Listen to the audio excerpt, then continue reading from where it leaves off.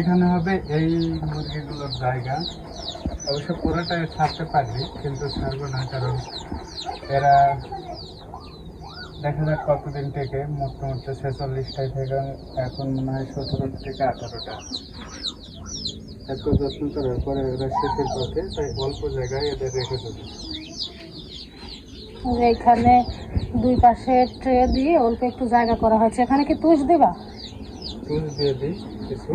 এখানে তুষ দিয়ে এই বাচ্চাগুলো রাখা হবে, আর গত 2 দিন আগে যে বাচ্চাগুলো ফুটেছে সেগুলো এখানে রাখা হবে।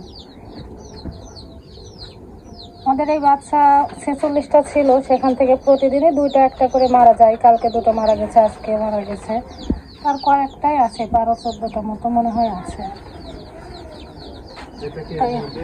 বর্ণমালার বাবা একসাথে রাখতে চাচ্ছিল এখানে ছোটগুলো আর এগুলো, তবে আমি নিষেধ করলাম যে এগুলো যেহেতু মারা যাচ্ছে, হয়তো ওদের কোনো অসুবিধা আছে বলেই মারা যাচ্ছে, তো সবগুলো বাচ্চা এক জায়গাতে রাখার থেকে আলাদা করে রাখলে বেশি ভালো হবে।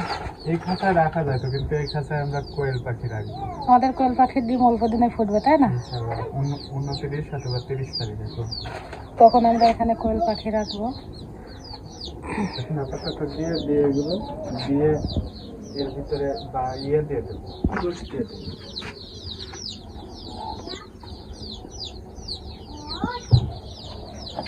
এই যে ওই বাচ্চাটা মারা যাবে, ওই ছোটটা।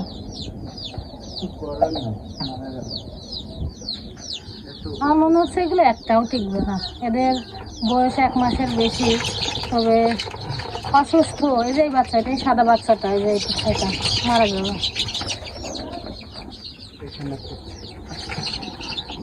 এদেরকে এখানে রেখে তুষ দিয়ে দিলে এখানে ভালো থাকবে।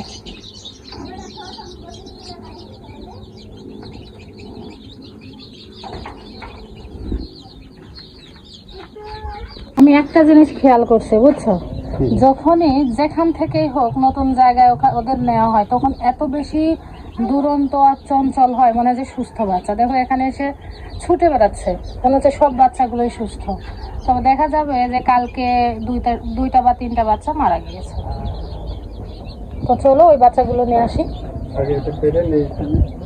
ওই এখানে কাপড় দিবা উপরে, মানে নিচে হলো অনেক বেশি তুষ দেওয়া ধানের গুঁড়া, আর উপরে একটা কাপড় বিছায় দেওয়া হচ্ছে। কেন এই কাপড় দিচ্ছ? কেন কাপড় দিচ্ছে? কারণ হচ্ছে যে তুষ অনেক সময় ছোট বাচ্চা চোখের মধ্যে চলে যাবে, আর কাপড়টা দিলে চোখের মধ্যে যাবে।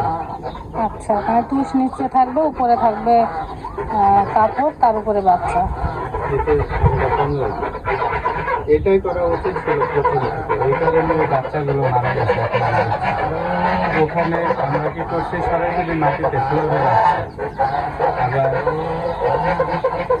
ওইগুলো এখানে নিচে সরাসরি দেওয়ার কারণে নিচে থেকে বাতাস ঢুকে বাচ্চা এরকম নিচে অবশ্যই তুষ দিতে হবে বাচ্চাদের, তাহলে ওরা মারা যাবে।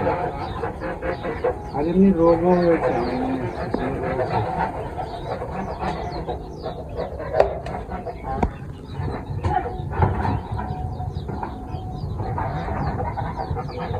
যখন আমরা কোয়েল পাখি ব্রুডিং করছিলাম, তখন আমার ভিতরে একটা আলাদা কনফিডেন্স চলে আসছিল যে আমার মনে হয় বাচ্চা মারা যাবে না। কিন্তু দেশি মুরগির এই 2বারে আমার টোটাল কনফিডেন্সে নষ্ট হয়ে গেছে। মানে মনে হচ্ছে যে না, আমার দ্বারা আর ব্রুডিং হচ্ছে বা হবে না।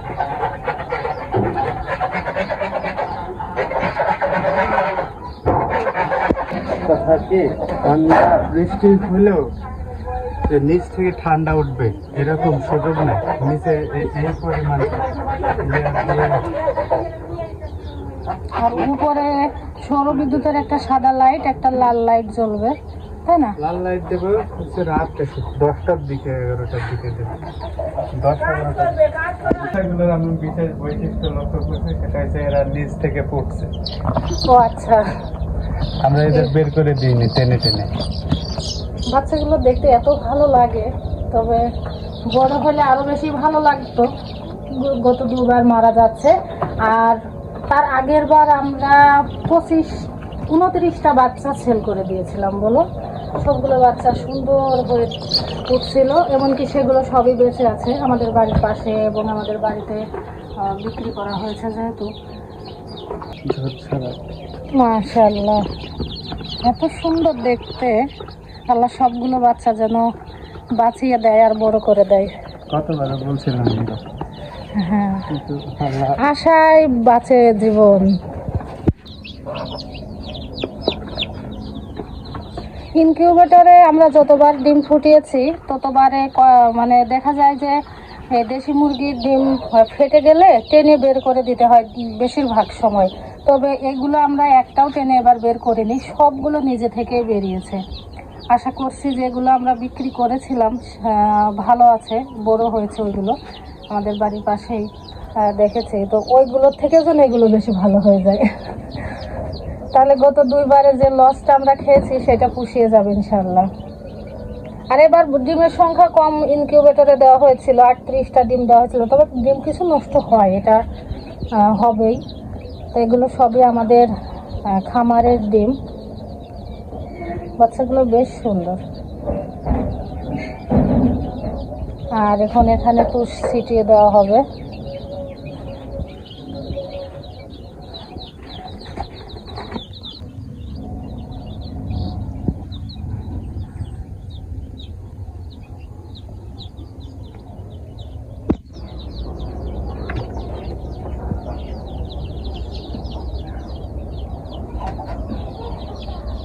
মনে হচ্ছে এবার স্বস্তি পাইল।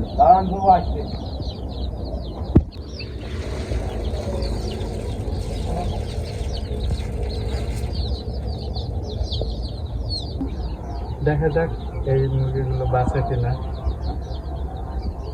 ভালো থাকবেন, সুস্থ থাকবেন। আসসালামু আলাইকুম।